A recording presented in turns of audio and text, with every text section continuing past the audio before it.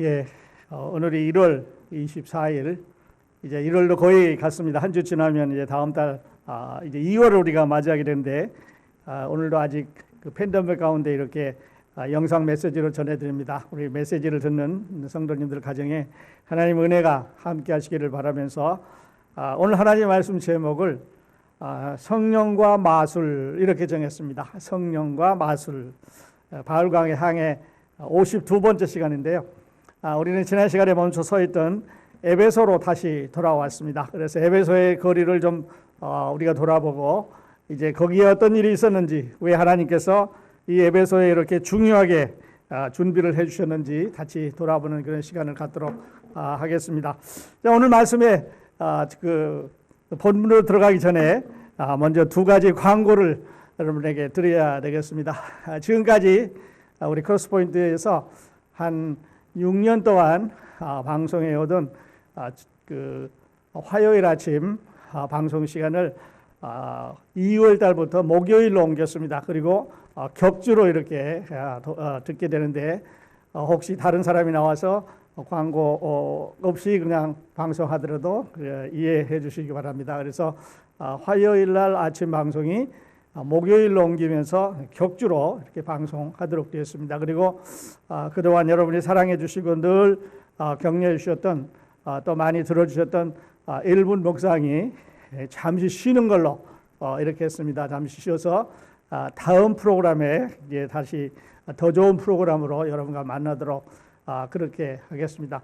그리고 이제 이게 그 백신이 조금 보급이 되면서 조금 내려간다고, 확진자들이 좀 숫자가 내려간다 이런 보고들이 있고, 또 어떤 데는 식당도 열어주고 이런 걸 여러분이 아시겠습니다만은, 그래서 우리가 봄을 기다리면서, 우리 그리스도인들 봄을 기다리는 이유는 다른 사람들은 뭐 꽃이 피고 뭐 행동하고 여러 가지 이제 새로운 활동을 시작하는 그런 준비를 하겠습니다만은, 우리들에게는 봄을 기다리는 목적이 또 하나 있습니다. 그것은 부활절이라고 하는 예수 그리스도의 그 부활을 기념하는 그날이 있기 때문에. 그런데 금년에는 그 4월 4일이 부활주일입니다.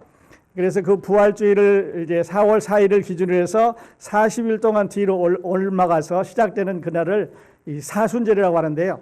올해는 2월 17일 날 사순절이 시작이 됩니다. 그러니까 애쉬 웬스데이, 그래서 죄의 수요일, 이래서 그날로부터 이제 쭉 날짜가 40일간 개족이 되는데, 제 그 바람 같아서는 그 사순절이 시작되는 2월 17일이 지나면서 첫 번째 주일인 2월 21일입니다. 주일날. 그때는 우리 한번 함께 모여서 예배드리면 어떤가 하는 그런 생각을 가지고 있습니다. 기도해 주시고, 우리 2월 21일 사순절 시작되는 그때는 우리 함께 모여서 예배 드리도록 그렇게 하겠습니다. 우리 그리스도인들에게 사순절이 아주 중요한 그런 의미를 갖지요. 저 연예인 같으면 우리는 사순절에 모여서 기도회도 갖고, 또 한 주간 동안 우리가 특별히 하나님께 우리 필요한 것을 아뢰는 그런 시간을 가졌었는데, 이 사순절이라고 하는 이 날짜는 그 예수님의 부활로부터 거슬러 올라가서 40일. 그래서 그 성경에는 이 40이라는 숫자가 참 많이 나옵니다. 또 특별한 의미를 가지고 있게 되는데, 여러분 아시는 대로 노아의 방주, 노아가 방주를 다 짓고 이제 온 가족이 다 그 안으로 들어가서 하나님께서 40주야를 비를 내리셨다, 그렇게 성경은 기록하고 있습니다. 여러분 아시는 대로 비가 뭐 가랑비가 아니었을 거고요. 퍼붓는, 아주 그냥 바켓으로 퍼붓는 것처럼 큰 비가 내려왔을 거다, 우리가 그렇게 생각을 해봅니다. 40주야 내렸죠. 모세가 또 이제 그 애굽에서 그 애굽 사람을 죽이고 미디안 광야로 도망을 갔습니다. 그리고 40년 동안 거기 숨어 있으면서 하나님께서 모세에게 광야 생활의 훈련을 시킨 것을 우리가 보게 되죠. 또 이스라엘 백성들이 광야를 지나가는 40년, 너무너무 유명한 그런 이야기가 되겠습니다. 또 모세가 시내산에 올라가서 하나님의 율법을 받는데 40일 동안 그 산에 머물다가 내려온 것을 알게 되죠. 두 돌판을 가지고 내려왔습니다. 그 다음에 가나안 점령에서 들어가기 전에 이제 가나안을 바라보면서 요단을 건너서 여호수아와 갈렙과 10부작 그러니까 12명의 스파이들을 보내서 40일 동안 그 가나안 땅을 정탐하고 돌아오라 하는 얘기를 했습니다. 그래서 40일. 그리고 선지자 요나도 니느웨를 향하여 40일 후에 이 니느웨 성이 멸망할 거다. 그래서 40이라는 숫자를 선언을 했습니다. 우리 주님께서도 공생애를 시작하기 전에 이제 40일간 시험을 받으셨죠. 광야로 나가서 사탄에게 시험을 받았다고 하는 40일. 그래서 우리는 사순절로부터 시작해서 예수 그리스도의 부활이 있기까지 이 중요한 기간에 아주 특별한 의미를 부여하고 우리 자신을 돌아보는 그런 날이 됩니다. 그래서 Good Friday, 예수님 십자가에 못 박힌 날, 그다음 Holy Saturday, 예수님이 무덤에 머물러 계신 날, 그리고 Easter Sunday, 예수님이 부활하신 이 날들을 우리가 지키고 있습니다. 자, 오늘 이제 본문으로 들어가서요.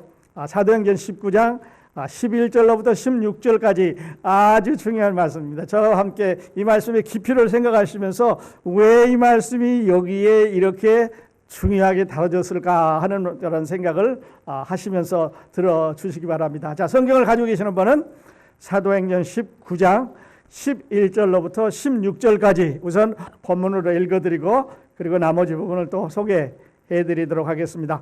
자, 사도행전 19장 11절로 16절 거룩하신 하나님의 말씀 이렇게 봉독합니다. 하나님이 바울의 손으로 놀라운 능력을 행하게 하시니 심지어 사람들이 바울의 몸에서 손수건이나 앞치마를 가져다가 병든 사람에게 얹으면 그 병이 떠나고 악귀도 나가더라.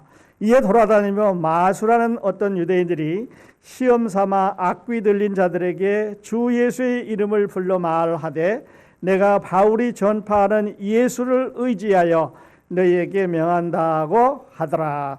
유대의 한 제사장 수게와의 7 아들도 이 일을 행하려니 악귀가 대답하여 이르되 내가 예수도 알고 바울도 알거니와 너는 누구냐 하며 악귀 들린 사람이 그에게 뛰어올라 눌러 이기니 그들이 상하여 벗은 몸으로 그 집에서 도망하니라. 이렇게 기록을 하고 있습니다. 자, 에베소 우리가 보는 대로 지도를 못 보여드려서 아쉽습니다만은 터키의 이제 한 부분이죠. 소아시아 지역이고 바울의 2차 선교여행을 이제 보면서 바울이 이제 그 2차 선교여행의 마지막 지점으로 에베소로 들어갔습니다.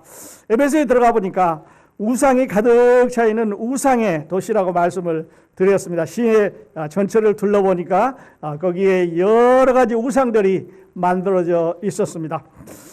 그런데요, 우상의 도시라 이렇게 생각하지 말고 사람들이 왜 우상을 섬길까 이런 질문을 한번 가져보십시다. 사람들이 왜 우상을 만들어서 섬길까? 이 우상이란 말은 특히 기독교에서 많이 쓰는 말이죠. 유대교라든지 이슬람교라든지 기독교에서 강하게 쓰이는 말인데 특별히 이 이슬람은 우상이란 말을 쓰면서 일절 상을 만들지 않습니다. 그래서 모하메드가 그 이슬람을 이제 창조한 창시자인데 그 사람의 형상도 안 만드는 거예요. 이것도 역시 우상이다. 그래서 아주 강하게 우상을 반발하는 사람들이에요. 자, 그러면 모하메드가 어떤 사람인지 어떻게 아느냐? 조그마한 방을 만들어 놓고요. 여기에 모하메드가 와서 계신다. 이렇게 상징적으로 의미를 갖고 있는 공간은 만들지만 그러나 그 사람의 모습은 안 만들고 있어요. 그런데 우리는 이제 동양문화권에 자랐고 특별히 그 불교 문화에서 자라는 우리들은 이 우상에 대해서 참 잘 압니다.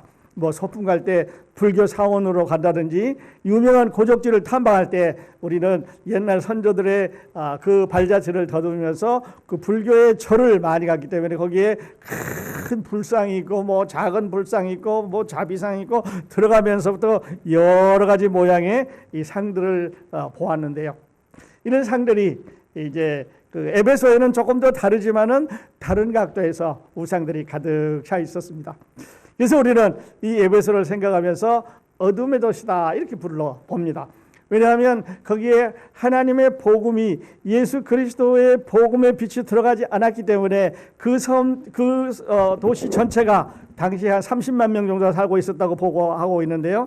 거기에 아주 우상이 가득해 있었습니다.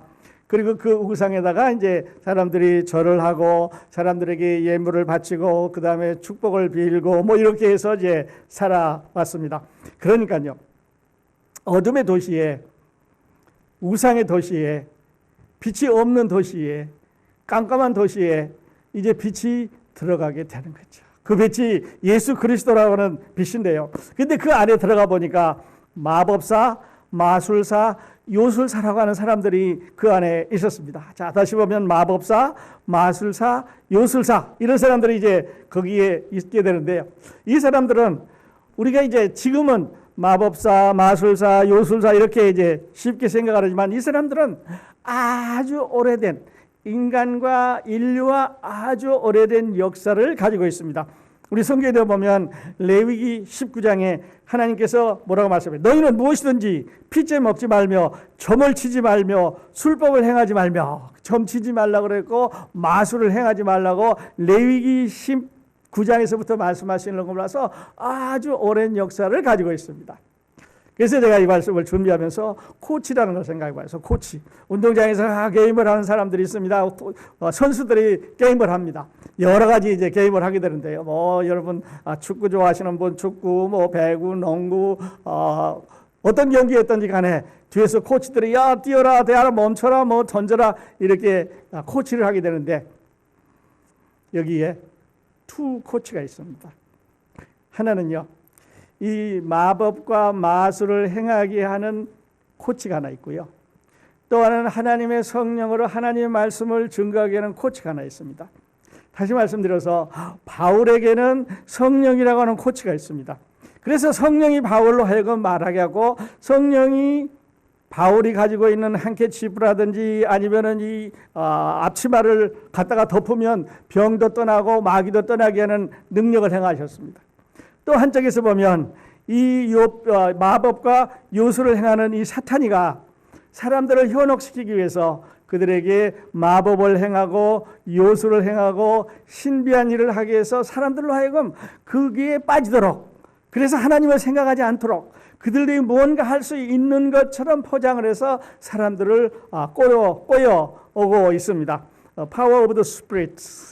그러니까 이 영이 이제 코치가 있는데, 바울을 코치하는 성령과 이 마술사를 코치하는 마귀가 이제 대결을 하게 그렇게 됩니다. 어두운 도시입니다. 깜깜한 도시입니다. 지금까지 사탄이가 꽉 잡고 그들에게 마술이라는 것을, 마술사라는 것을 통해서 그 도시를 컨트롤해 왔습니다. 근데 하나님의 성령이 이제 바울과 함께 들어가시게 된 거죠. 자, 그렇다 보면 어둠 속에 빛이 들어갔습니다. 지금까지 있었던 그 전통 가운데 하나님의 복음이 들어가게 되는 거죠. 우리는 이 마법이라든지 또는 마술이라든지 요술이라든지 이런 거를 우리 어렸을 때부터 동화 가운데 많이 들었습니다. 뭐 마술사 할머니, 뭐 요술을 행하는 사람, 뭐 방맹이가 있었고, 뭐 보물이 있었고, 여러 가지 이야기를 우리는 상상 속에 생각을 하면서 이제 살아왔는데요. 우리 생각 속, 우리 인류 가운데 나타난 신비한 신념과 행동이라고 말씀을 드릴 수가 있습니다. 이들은 사람을 속일 목적으로, 사람의 생각을 공허하게 하나님께로부터 멀게 하게 하신 목적으로 만들어진 사탄의 계략입니다.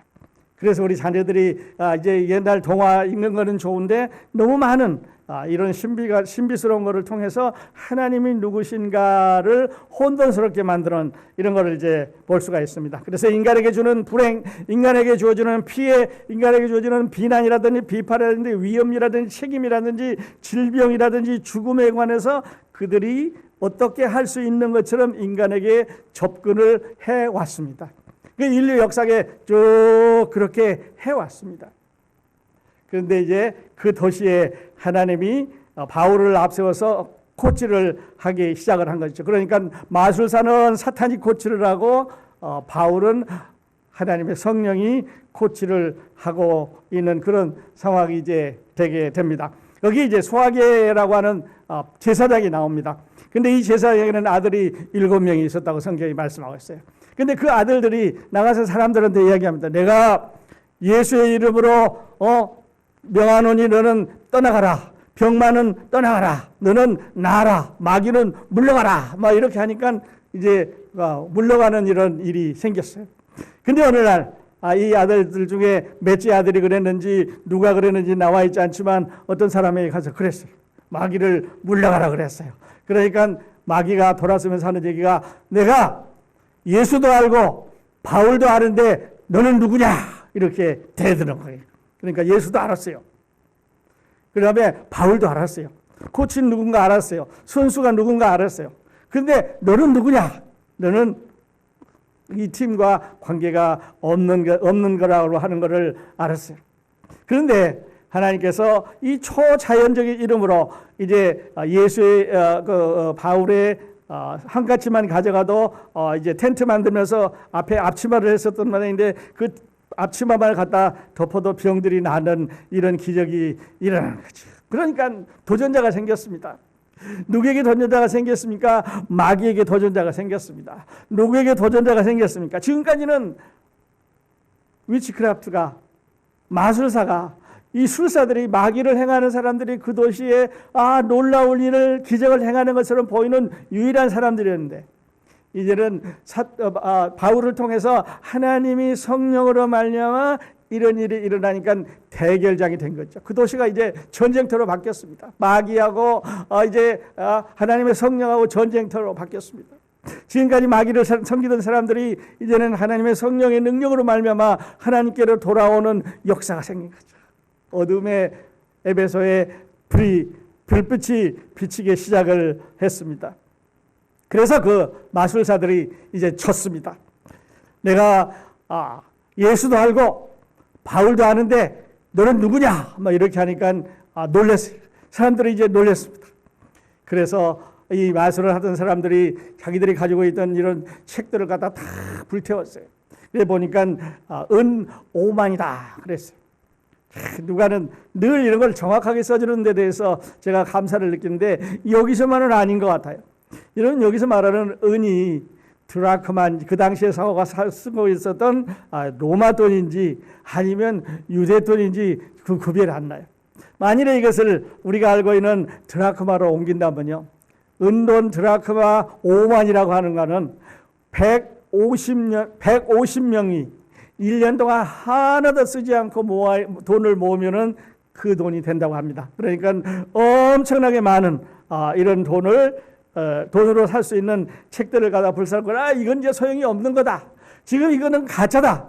지금까지 이것들은 이제 우리를 속여왔을 뿐이지 이 우상은 우리를 더 이상 이끌어갈 수 없다. 이렇게 이야기를 했습니다. 참 재밌어요. 통쾌합니다. 게임으로 말하면 그냥 들어가서 이기고 말았습니다. 물론 이겨야 되죠. 하나님의 성령이 이겨야 되고 바울이 이겨야 됩니다. 그런데 그 많은 30만 명의 사람들이 그 오랫동안 큰 이런 다이아나라고 하는 신을 만들어 놓고 거기에 수십만 명이 들어가는 이제 잠시 후에 보여드리겠습니다만은 그런 신을 숭배하는 광장을 만들어 놓고 섬겨오던 사람들이 사도 바울이라고 하는 요 사람이 조그만 사람이 하나님의 복음을 들고 가서 말씀을 하니까요. 코치가 워낙 강하니까요. 선수가 워낙 잘하니까요. 이제 무너지기 시작을 했습니다. 바울이 3년 동안 거기에 머물렀다고 그랬습니다. 아데미 신전이 있었다고 했고 아데미 여신이 있었다고 그랬고 그 다음에 수십몇 명이 들어가서 신을 한꺼번에 섬길 수 있는 이런 경기장이면서 숭배장이 있었다고 그랬습니다. 그런데 그 아데미 신전은 세계 7대 불가사의 중에 하나라고 이렇게 말씀을 드렸습니다. 그리고 이 에베소는요. 바울의 후계자로 디모데가 가서 목회를 했던 자리입니다. 그리고 요한이 이제 예수님 어머니 마리아를 모시고 가서 거기에서 일생을 마쳤다. 그렇게 말하고 있는 그런 도시입니다. 그런데요. 여러분 여기서 잠깐 생각을 멈추시고 에베소서를 한번 생각해 보십시다. 신약성경 중에 에베소서가 만일에 없었으면 우리는 하나님의 비밀이 뭔지 몰랐을 겁니다. 하나님께서 구원을 준비하시고 예수 그리스도께서 십자가에 돌아가셔서 구원을 이루시고 성령께서 우리를 붙잡고 계신다고 하는 이런 구원의 진리를 몰랐을 거예요. 우리가 구원받는 것이 하나님의 은혜로 된 것은 2장 8절을 몰랐을 겁니다. 하나님의 교회가 유대인과 이방인의 그 벽을 십자가로 허시고 우리가 하나가 됐다는 진리를 몰랐을 거예요. 교회가 남편과 아내 사이에 어떤 관계에 있는 것처럼 신비스럽게 만들어졌다는 것을 우리는 몰랐을 건데요. 에베소서를 통해서 우리는 알려주었습니다. 하나님의 비밀을 알려주는 중요한 책이죠. 얼마나 좋은지 몰라요. 그리고 우리는 그 에베소서의 말씀을 지키면서 하나님을 더 알아가고 축복을 받아가면서 살아갑니다. 그러니까요. 사도행전 19장에서 우리는 이 교회가 어떻게 생겼냐 하는 걸 알아요.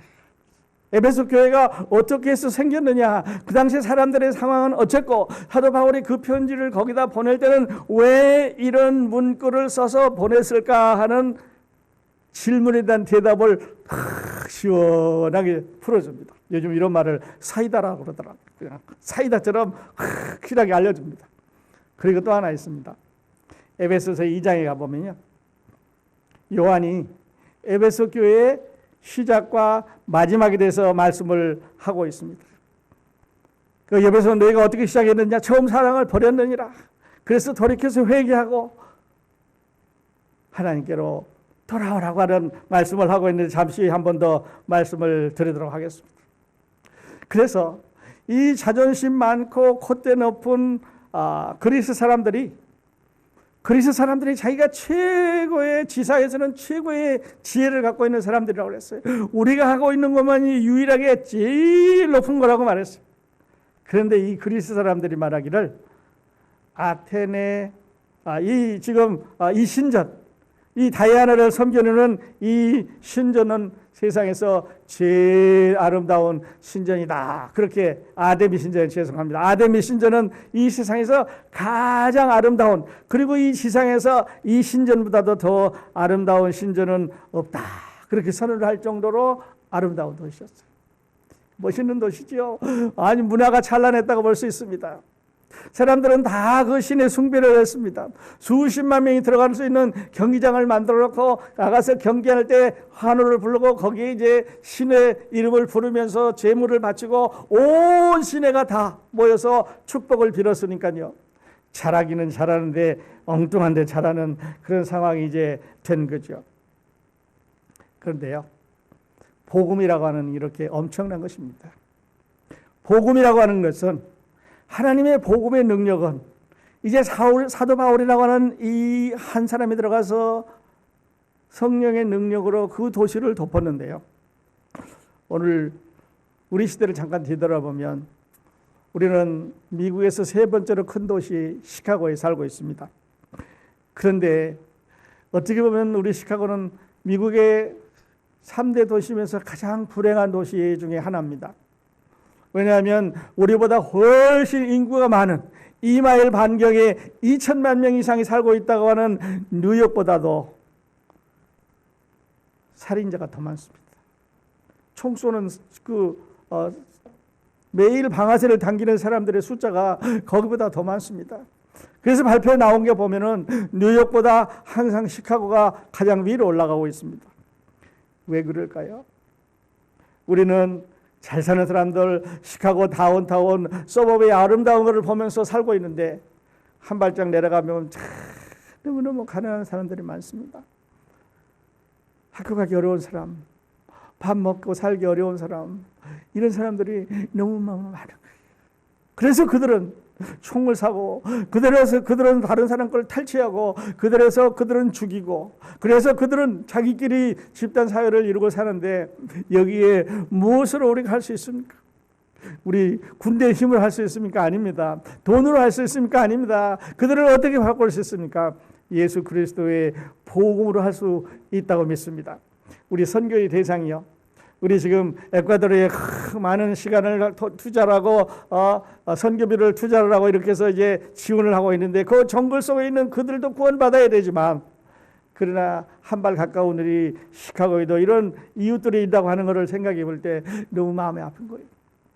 우리 형제자매님들, 우리 성도님들, 그래서 다음번에 우리 이들에게 보낼 헌은 모이기도 하고 또 헌금 모이기도 하고 기도 요청이 있고 그럴 때는 우리도 그들에게 복음의 빛을 함께 나누는 이런 사랑을 전했으면 좋겠다는 그런 생각을 해보게 됩니다. 다시 에베소로 돌아가세요. 아름다운 신약성경의 지평선입니다. 지평선이라는 것은 어떤 것입니까? 멀리 있습니다. 그래서 가보면 더 멀리 있습니다. 가보면 더 멀리 있는 게 지평선입니다. 항상 우리는 그 지평선을 잡을 수가 없는 거죠. 말씀의 깊이가, 말씀의 아름다움이, 하나님께서 우리에게 주시는 그 말씀의 오묘함이, 그 미스테리, 진리가 우리로 하여금 계속해서 하나님 앞으로 가도 하나님을 만날 수 없는, 하나님의 신비한 것을 다 알 수 없는 이런 위대한 책임을 우리가 알게 그렇게 되는 거죠. 그런데요, 그 아름다운 에베소서가 이 도시에 써졌습니다. 어디 그뿐이겠습니까? 사도 바울이 이 에베소에 머물면서 고린도전서하고 고린도후서를 기록을 했습니다. 그러니까 고린도 교회에 일어나고 했던 일을 사도 바울은 에베소에 앉아서 글을 써서 보냈습니다. 그러니까 에베소는 고린도 교회를 쓴 편지의 본고장입니다. 그래서 어디서 보냈느냐 이렇게 말한다면 우리는 주소를 에베소 어디 몇 번지라고 요즘처럼 그렇게 써서 보냈을 수 있어요. 어디 그뿐입니까? 아까 사도 요한 말씀드렸는데요. 요한은 마리아를 모시고 에베소에 살았습니다. 그래서 그 교회의 장로로 있었습니다. 그게 뭐 중요합니까? 여러분 요한 1서, 요한 1서, 요한 3서 보시지 않습니까?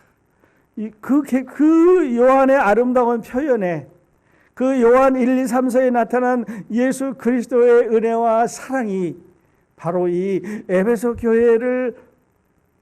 교회 가운데서 에베소 교회 성도들과 생활하면서 얻어진 하나님의 영감이라는 거죠. 그러니까 이 에베소가 얼마나 훌륭한 처치예요. 과거에는 그랬습니다. 과거에는 버려졌습니다. 사탄에게 꽉 눌려 있었습니다. 우상으로 가득 차 있었는데 사도 바울의 복음으로 인해서 변한 거죠. 그리고 사도 요한은 또 편지를 보냈죠.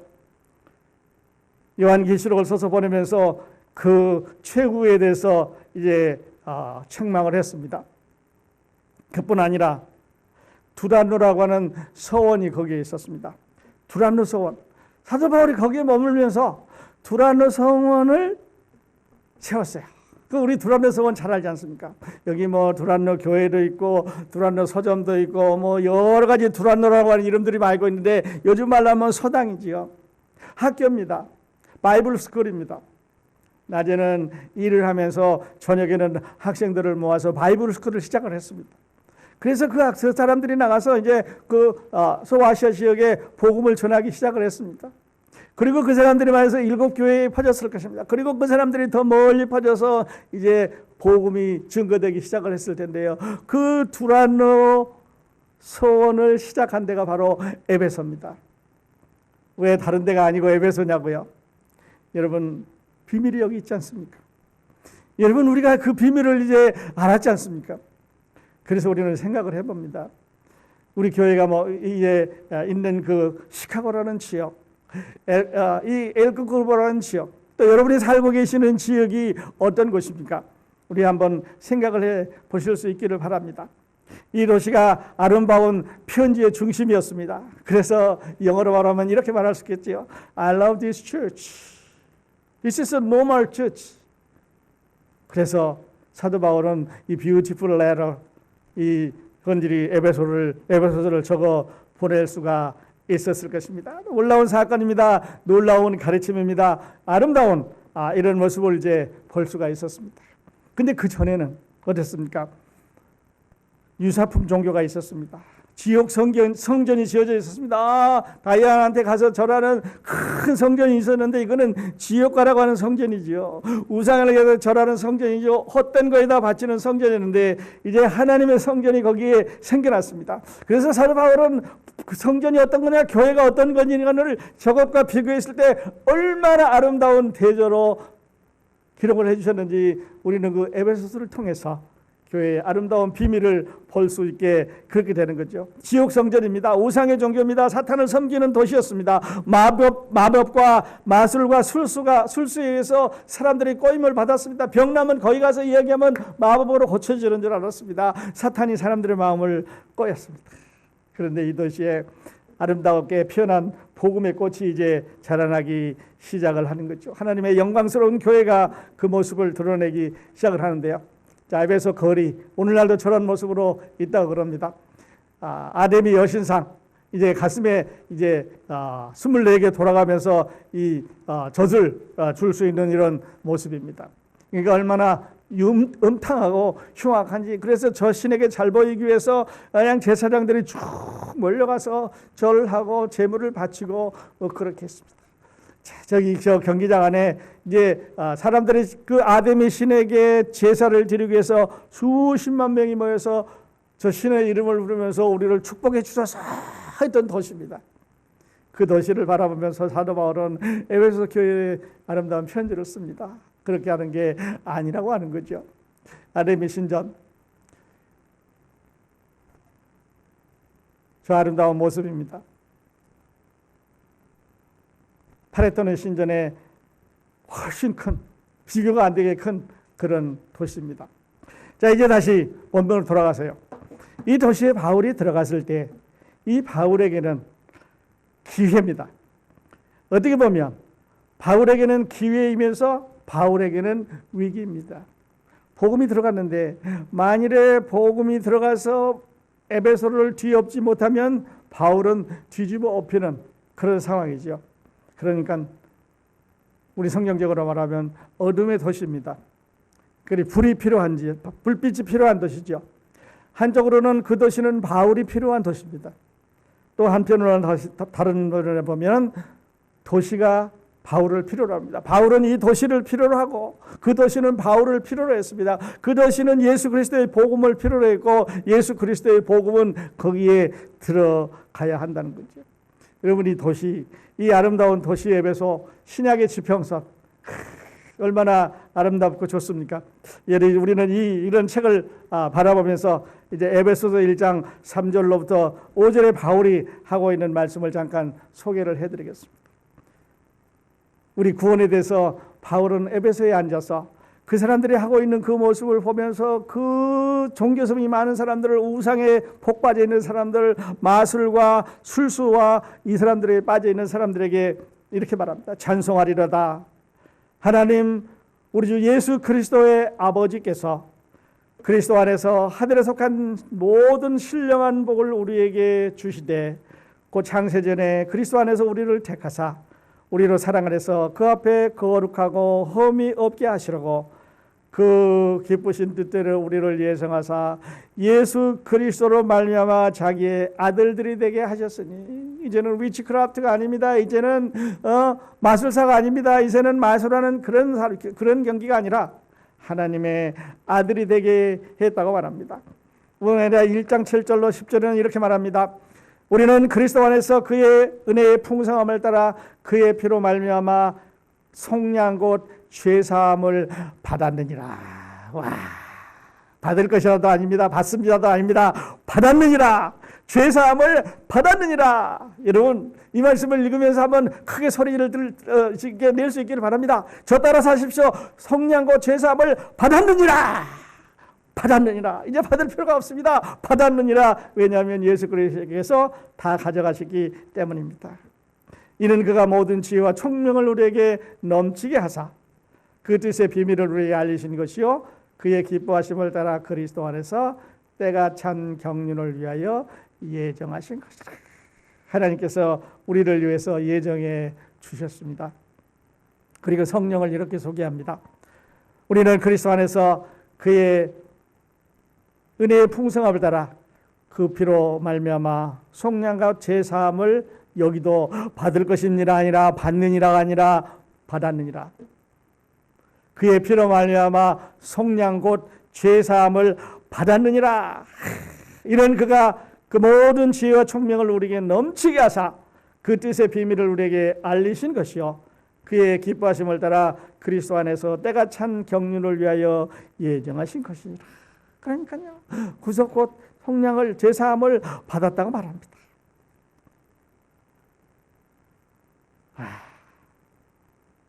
그리고 1장 13절로 14절에는 그 안에서 너희도 진리의 말씀 곧 너희의 구원의 복음을 듣고 그 안에서 또한 믿어 약속의 성령으로 인치심을 여기도 받을 것이니 아닙니다. 받으니 아니고 받았으니 우리 구원은요 완전히 끝난 것입니다. 더 이상 이제 구원에 대해서는 이야기할 게 없습니다. 그렇다고 해서 나 이제 구원이 끝났으니까 더 이상 하나님 앞에 할 게 없다, 그래서는 안 되는 거예요. 그 후편에 가보면 이제 우리가 어떻게 살아야 될 것인가 하는 것을, 어떻게 이 구원을 지키고 이루어가야 할 것인가를 말씀하고 있는데요. 그 안에서 또한 믿어 약속의 성령으로 인치심을 받았으니 이는 우리 기업의 보증이 되사 그의 얻으신 것을 속량하시고 그의 영광을 찬송하게 하려 하심이라. 그리 찬송하게 하기 위해서 우리를 구원해 주셨습니다. 그래서 이 아름다운 편지는 지금 보는 대로 에베소라고 하는 이 지역에 이 도시에서 사도 바울이 복음을 들고 와서 그 어둠의 도시에 불을 밝히면서, 작은 불을 밝히면서 불이 점점 밝아가면서 도시가 다 복음화하면서 두란노 사원을 짓고 에베소서를 기록하고 요한 1, 2, 3서를 기록하고 요한계시록을 기록한 그 지역이 바로 이 에베소라고 하는 거예요. 여러분, 다음 주에는 이제 이 에베소에 대해서 더 많은 거를 우리가 한번 생각해 보도록 그렇게 하겠습니다. 그리고 이제 오늘 결론을 이렇게 내보려고 합니다. 에베소와 사도 바울, 에베소의 사도 바울이 에베소에 들어갔습니다. 이제 코치가 있지요. 선수가 한 사람 들어갔습니다. 코치가 있습니다. 하나님의 성령의 코치를 받아서 바울이 들어갔습니다. 행커치프만 만나도, 손수건만 가져도 병이 났습니다. 앞치마만 둘러도 이제 능력이 나타나기 시작을 했습니다.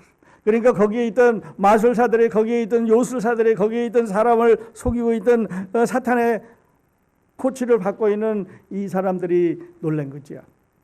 그래서 장서를 갖다 태우고, 그래서 속은주를 하게 되고, 그래서 예수께로 돌아오는 이런 역사가 있었습니다. 어둠 가운데 비치는 하나님의 등불, 그 가운데서 보내진 편지 두란노서는, 여러분 어떻게 생각하면 우리는 이 코로나가 좀 두렵다, 이게 뭐 그냥 언제 끝나는지도 모르고 그냥 나가면 생명을 위협하니까 다닐 수도 없고 위험하다, 이렇게 말합니다. 그런데요, 여러분 희망을 가지셔도 될 것 같아요. 왜냐하면 하나님께서 사도 바울을 통해서 에베소를 변화시키는 것처럼 오늘 우리에게도 하나님께서 주시는 메시지가 있습니다. 얼마 있으면 우리는 이제 그런 메시지를 함께 듣게 되겠는데요. 왜 그러실까? 이제 그 후에 우리는 더 잘 알게 그렇게 될 것입니다. 그리고 이렇게 마지막 결론을 내보십시다. 여러분, 하나님의 축복은요, 예수님 말씀하셨어요. 구하라, 찾으라, 그리고 문 두드리라. 하나님의 축복은 숨는 데 있는 게 아닙니다. 하나님의 축복은 무섭다고 뒤돌아서는 게 있는 게 아닙니다. 하나님의 축복은 항복하는 게 있는 게 아니에요. 하나님의 축복은 여러분 구하는 데 있습니다. 찾는 데 있습니다. 문 두드리는 데 있습니다. 그래서 에베소 6장 18절은 이렇게 말씀합니다. 이 말씀을 읽으면서 마치도록 하겠습니다.